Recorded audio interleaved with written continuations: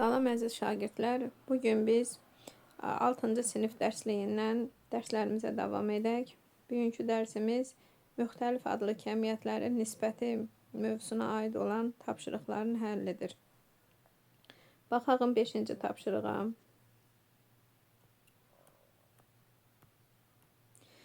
Tapşırığa başlamamışdan əvvəl ilk öncə yadınıza salım ki, deməli, S ilə yolun uzunluğunu işarə etsək, yolun uzunluğunu, V ilə sürəti işarə eləsək, sürətin, deməli, yolun uzunluğunun ölçü vahidi kilometrdir, sürətin ölçü vahidi kilometr bölək saatdır. Yəni, saatda neçə kilometr yol getməyi. T isə zamandır.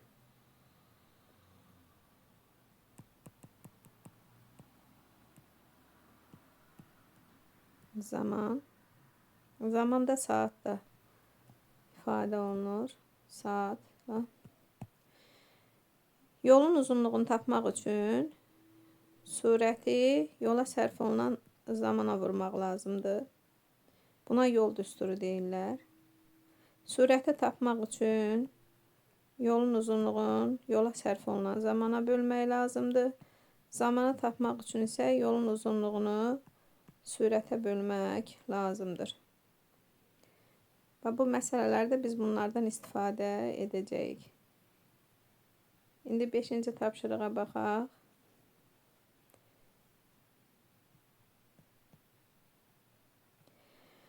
Velosipedçi sabit sürətlə 3 saatda 24 kilometr yol getdi. Ədəd oxlarında sual işarələrin yerinə uyğun ədədləri tapın və suallara cavab verin. Deməli, 3 saata 24 kilometr yol gedibsə, onda 2 saata 16 və 1 saata 8 kilometr yol getmiş olar. Yəni, birinci sual işarəsinin yerində 8-dir. 8 kilometr. İkinci oxda isə, ikinci sual işarəsinin yerində zamana aid olan oxda isə 2-dir, saat 2-dir. Yəni 2 saata. İndi baxaq A variantına. Velosipedçinin sürəti nə qədərdir? Velosipedçinin sürəti 24 bölünsün 3, yəni S bölək T bərabər 8 kilometr saat. Velosipedçinin sürəti budur. Baxaq B-yə. Bu sürətə o 4 saata nə qədər yol gedər? Dedik ki, biraz əvvəl yolun uzunluğunu tapmaq üçün saatı sürətə vurmaq lazımdır. Yəni 4-ü vursaq 8-ə 32 kilometr yol edər. C varianta baxsaq, velosipedçi bu sürətlə 16 kilometr məsafəni nə qədər vaxtda qət edər? 16-nı bölürük 8-ə 2 saat. 2 saata qət edər.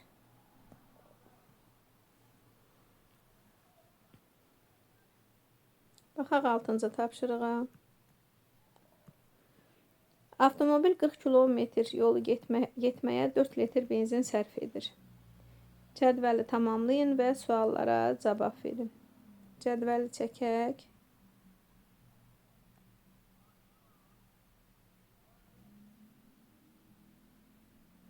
Məsafə.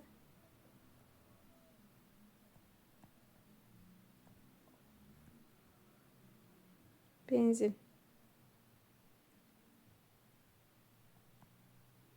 Benzin litrlə, məsafədə kilometrlə. 5 xanaya ayıraq cədvəli.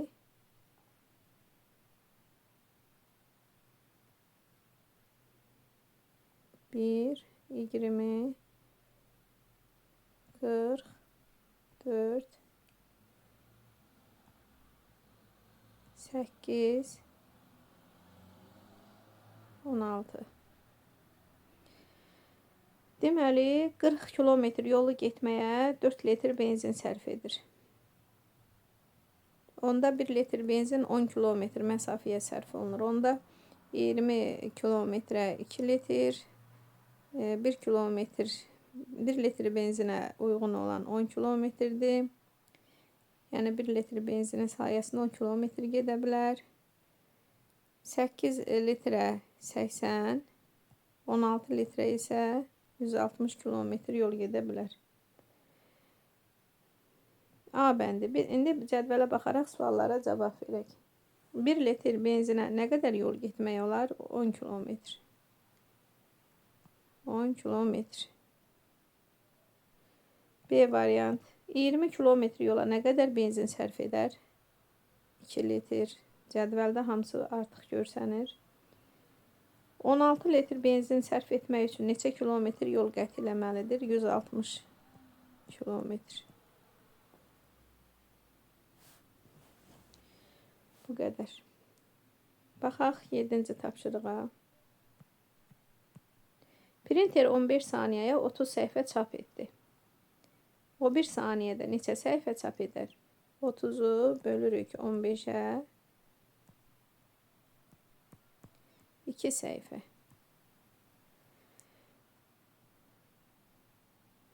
B variant. Bir səhifəni neçə saniyəyə çap etmək olar? Deməli, 1 saniyəyə 2 səhifə çap edirsə, bir səhifəni də 2-də 1 saniyə. 2-də 1 saniyə. O da 0,1 saniyə. 0,1 saniyə çap edə bilər.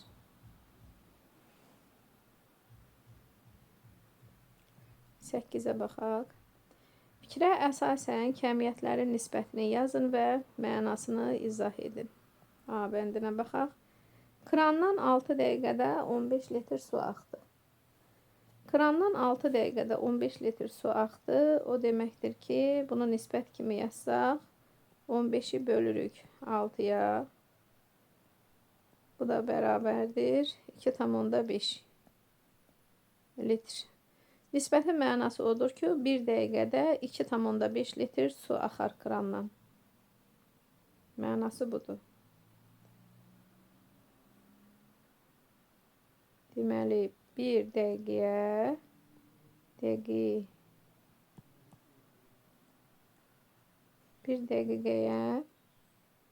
2,5 litr su axar. Yəni sözlə belə ifadə edə bilərsiniz. İndi B variantına baxaq. Samir 4 manata 8 şüşə su aldı. Bunu nisbət kimi yazsaq 8 bölək 4 yazarıq. Bu da 2. Mənası belədir ki, deməli 1 manata 2 şüşə su aldı. Yəni 1 manata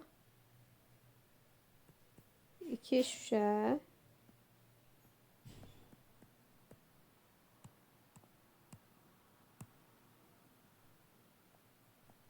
su aldı. Yəni şüşənin biri, su şüşəsinin biri 2 manatdır. Keçək 9-cu tapşırığa. Usta Əli ötən həftə 36 saat işləyib 432 manat əmək haqqı aldı. O 1 saata neçə manat qazandı? 432-ni bölürük 36-ya. Bu da bərabərdir 12 manat. Deməli, usta Əli 1 saata 12 manat pul qazandı.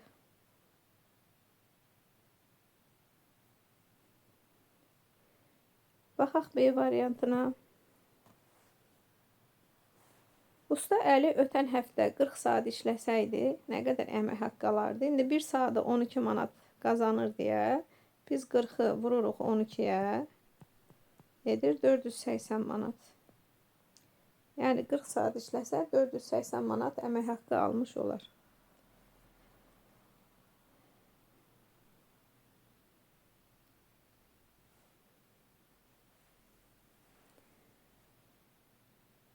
Deməli uşaqlar, Ro ilə belə bir qayda açıqlayaq sizə. Bu fizikada olan bir qaydadır. Ro ilə maddənin sıxlığını işarə edirlər.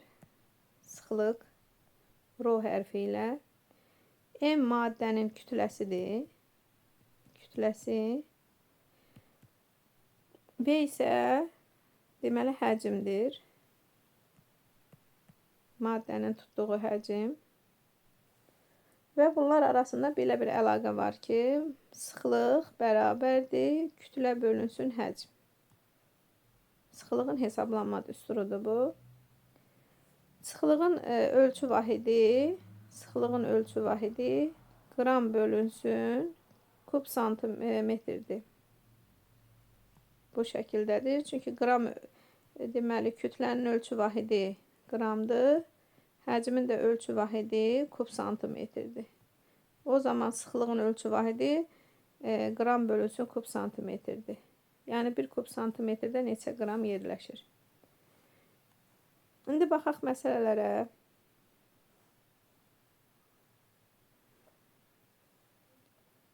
Hə, 10-cuya baxaq.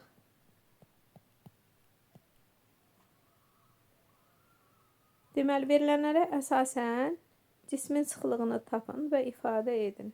A bəndi. Həcmi 18 kub santimetr olan, kütləsi isə 81 qram olan maddənin sıxlığını tapmaq lazımdır. Cismin sıxlığını tapmaq lazımdır. Deməli, biz cismin sıxlığını tapmaq üçün yazırıq. Rho bərabərdir. M bölünsün V. Bu düsturdan istifadə edirik. Və 81'i bölürük 186'ya. Bunu da hesaplasaq.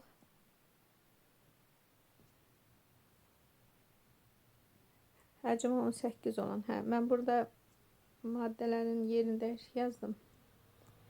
Düzəldək onu. Deməli, həcm 18. Həcm 18, kütlə 81. 81 bölək 18. 81 böl 18, bu da edər 9'a ixtisar etsək 4,5. 4,5 qram bölünsün kub santimetr. Bu şəkildə olar. B variantına baxsaq. Tili 0,4 metr olan taxta kubun kütləsi 44,8 kiloqramdır. Kütlə 44,8 kiloqramdır. Bunu qrama çevirsək, minə vurmaq lazımdır. Olar bu şəkildə. Tili 0,4 metr olan taxta kubun həcmini tapaq. Həcmdə 0,4 metrin kubu olar. 0,4 metrdə 1 metrim 100 santimetrdir. 0,4'ü 100'a vursaq 40 santimetr olar. 40'ın da kubu edər 64.000. 64.000 kub santimetr. İndi biz sıxlığı tapsaq. Sıxlığı tapsaq bərabərdir. Həcm 44.800. Kütlə 44.800. Həcm isə 64.000. Buradan da sıfırlar atsaq və 4'ə ixtisar eləsək. Bu 160. Bu da 112. 112'ni də 160'a bölsək 0,7 qram bölünsün kub santimetr olar.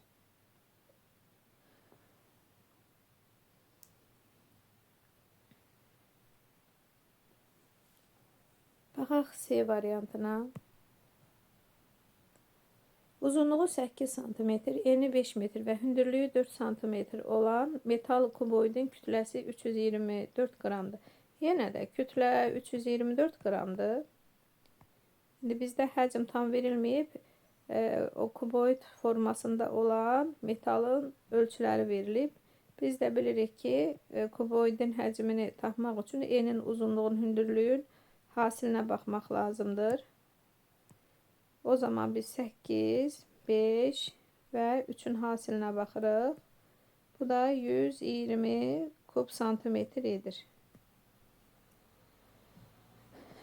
İndi sıxlığı tapsaq 3,24'ü 3,124'ü bölürük 120'ye.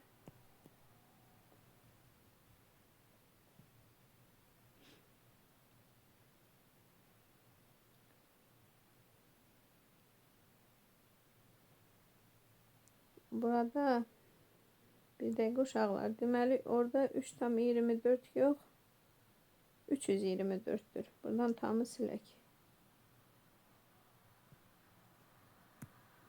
324. Sadəcə 324. O da bərabərdir 2,7 gram bölünsün kub santimetr.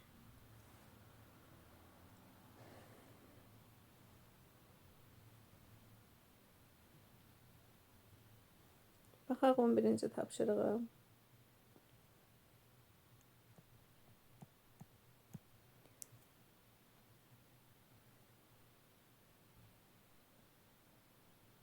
Lalə 3 dəqiqəyə 360 metr, Samir isə 4 dəqiqəyə 600 metr qaçır. Kimin sürəti çoxdur? Lalənin yoxsa Samirin? A bəndi. Deməli, Lalənin sürətini tapsaq, Lalənin qaçdığı məsafəni bölək zamanına, yəni 360'ı bölürük 3'ə, edir 120 metr bölək dəqiqə. Yəni dəqiqədə 120 metr qaça bilir. Samir isə 600 metr qaçdığına görə 4 dəqiqəyə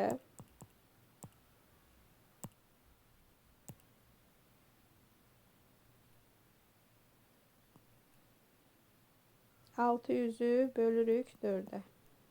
Bərabər 150 metr bölünsün dəqiqə. Buradan görürük ki, Samir dəqiqədə 150 metr, Lalə isə 120 metr qaça bilər. Deməli, Samirin sürəti çoxdur. Samirin sürəti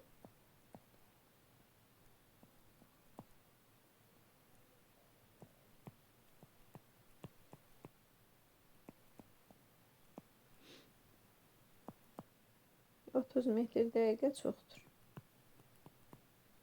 Lalədən. Samirin sürəti Lalənin sürətindən 30 metr dəqiqə çoxdur.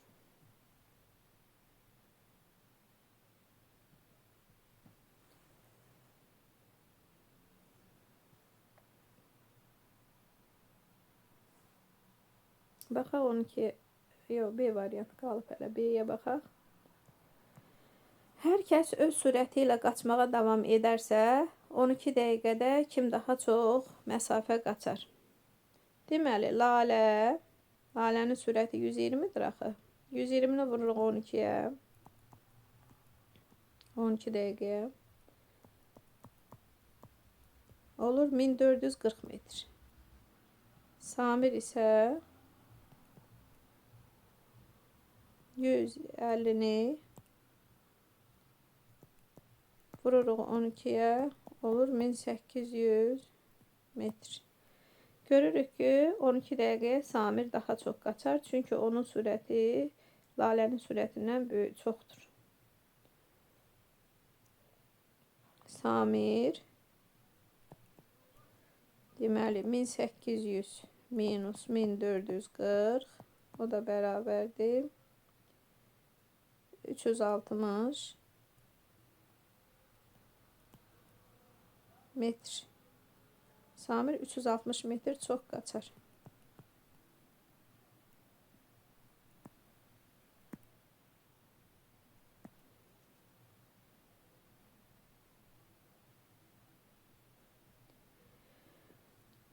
Baxaq 12-ci tapşırığa.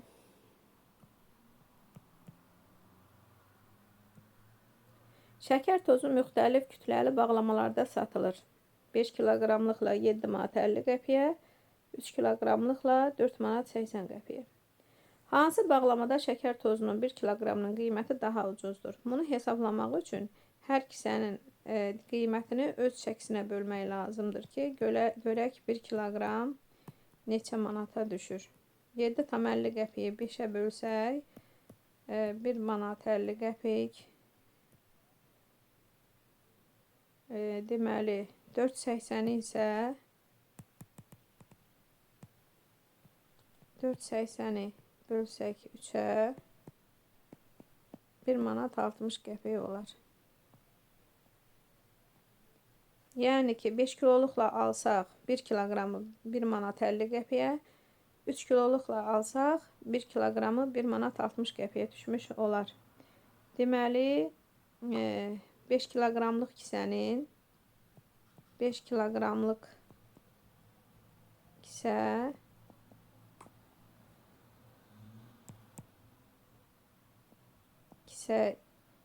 ilə alsaq daha ucuz düşər.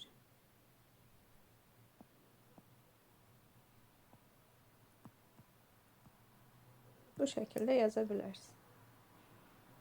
Baxaq B variantına.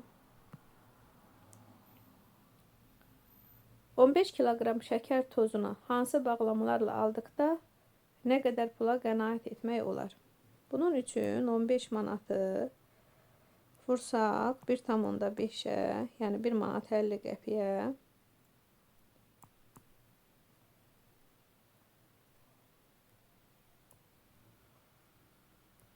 Edər 22 manat 50 qəpik.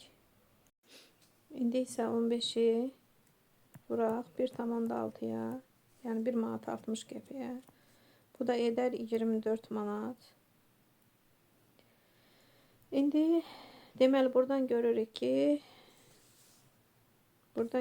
ki şəkəri 15 kiloqram şəkəri 5 kiloqramlıq bağlama ilə almaq daha sərfəlidir.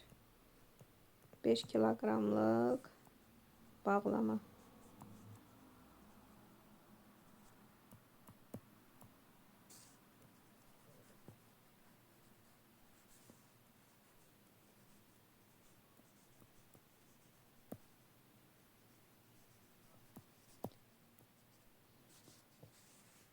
Baxaq 13-cü tapşırığa.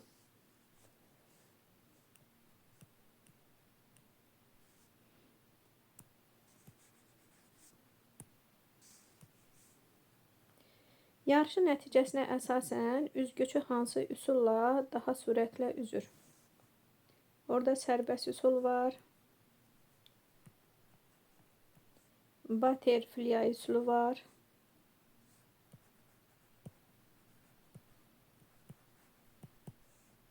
Bir də Brass üsulu var. Deməli, sərbəst üsulla 25 metr məsafəni 20 saniyə qaçır. Üzür. 25-i bölürük 20-yə. 1,25 saniyədə 1,25 metr. Butterfly'da isə 50-ni bölsək 30-a təxminən 1,60 metr saniyə edər. Brass'da isə 100-ü bölsək 50-yə 2 metr saniyə olar. Və buradan görürük ki, bu Brass üsulu ilə üzmək daha sərfəlidir. Yəni 1 saniyədə digərlərinə nisbətən 2 metr, yəni daha çox məsafə qət etdiyinə görə bu üsul daha sərfəlidir. Deməli, cavab olaraq götürürük Brass üsulu. Baxaq 14-cü tapşırığa.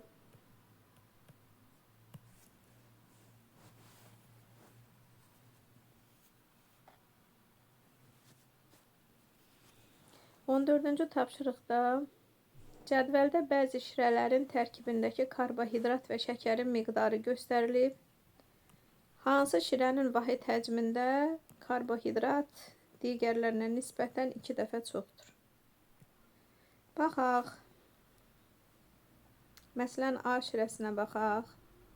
A şirəsi üçün 25,5-i bölürük 300-ə ki, görək vahid həcmə nə qədər karbohidrat düşür. 0,85. B şirəsi üçün 42,5-i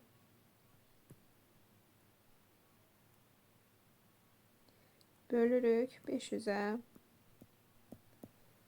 Bu da 0,85 milliqram. C-yə baxsaq, 34-ü bölürük 200-ə. Düşür 0,17 milliqram.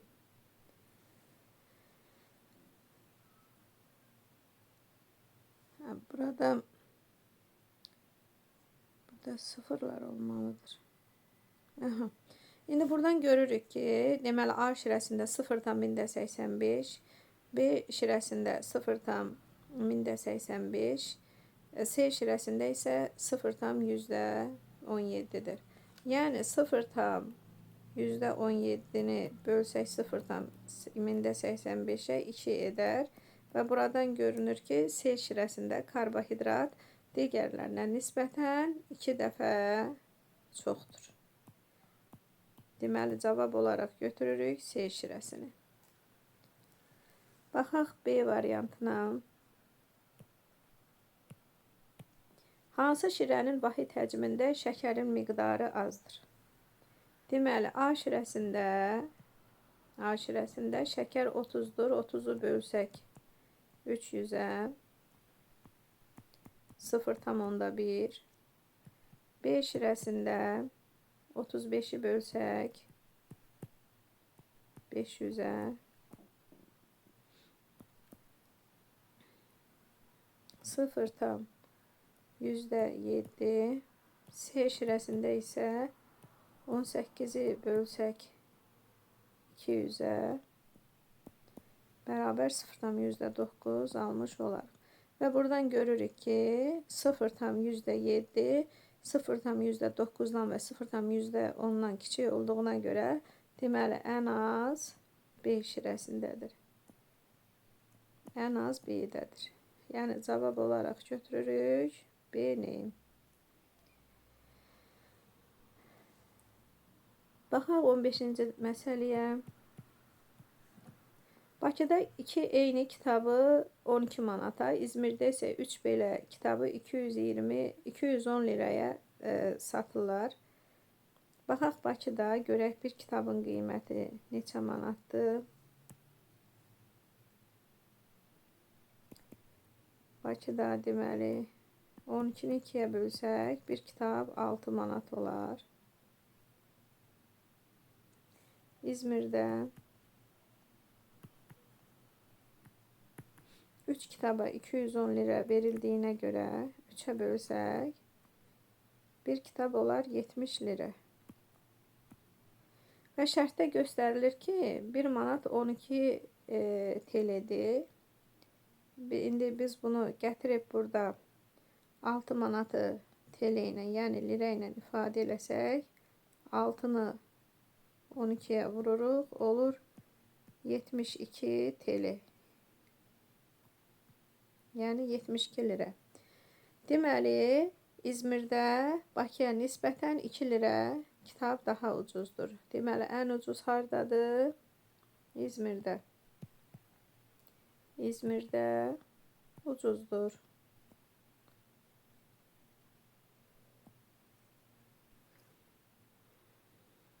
Baxırıq 16-cı məsələyə. Lalə, Samir və Elxan 4 həftə ərzində pul yığdılar. Hər həftənin sonunda Lalənin pulunun Samirin puluna nisbəti 2-nin 3'ə, Samirin pulunun Elxanın puluna nisbəti 3-ün 5'ə oldu. Cədvəldə hər həftə sonu bu uşaqların cəmi nə qədər pulu olduğu göstərilib.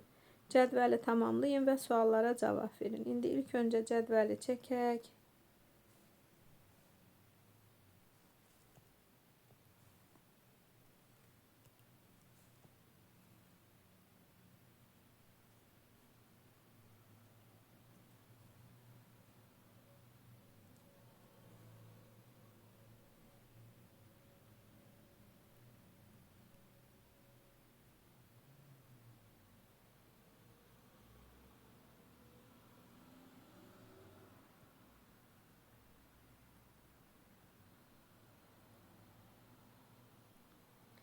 Bu birinci həftə, ikinci həftə, üçüncü həftə və dördüncü həftə olsun.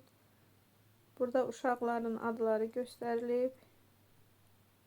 Lalə, Samir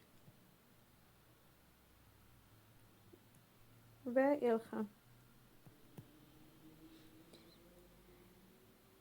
Deməli, Lalədə 2 manat olduqda Elxan 5'dir. Cədvəldə olan ədədləri yazaq.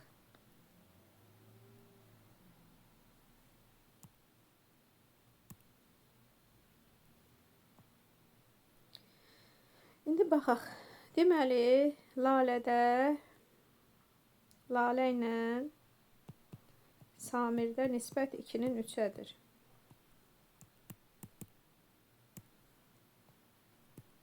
2'nin 3'ə. Samirlə Elxanda isə 3'ün 5'ədir. Şərtə görə. İndi biz bu şərtlərdən istifadə etsək və cədvəli tamamlasaq, burada 3. Əgər Samir 6'dırsa, deməli 2 dəfə artıb. Onda Lalədə 4, Elxanda 10 olar.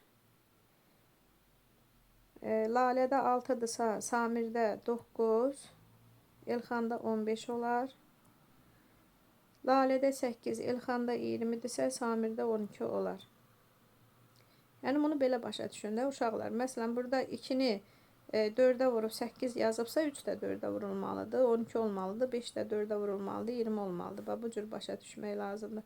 Yəni deməli həddin biri neçə dəfə artırsa, digəri də o qədər dəfə artmalıdır. İndi bir cədvəli yazdıq. Cədvələ baxaraq suallara cavab verək. A variant. Lalənin 4 manat olanda Elxanın neçə manat pulu olub? Buradan görürük ki, Lalənin 4 manatı olanda, görürsünüz, Elxanın 10 manat pulu olub. Ona görə cavab oldu A variantda 10 manat. 10 manat. Baxaq B varianta. Hansı həftə uşaqların ümumi pulu 30 manatdan çox olar? Həftə sırasından baxsaq, birinci həftə görürük ki, cəmi 10 manatdır. İkinci həftə, deməli, birinci həftə cəmi 10 manatdır. İkinci həftə 20 manatdır, görürsünüz. Üçüncü həftə 30 manatdır cəmi. Dördüncü həftə isə 40 manatdır. İndi deməli, hansı həftə uşaqların pulunun cəmi 30 manatdan çoxdursa, bu sonuncu həftədir, 4-cü həftədir. Götürürük ona görə 4-cü həftəni. Baxaq 3-cü suala, C-yə. Hansı nisbət Lalə, Samir və Elxanın pullar nisbətinə uyğundur? Bura baxsaq görərik ki, bu nisbət nə şəklindədir? 2'nin 3'ə və 5'ə. Variantların da içərisində 2'nin 3'ə, 5'ə nisbət olduğuna görə cavab olaraq elə bu nisbəti götürürük. Bugünkü dərsimiz bu qədər uşaqlar. Dərsimizi bəyənməyi unutmayın. Növbəti dərslərimizdə görüşənədək.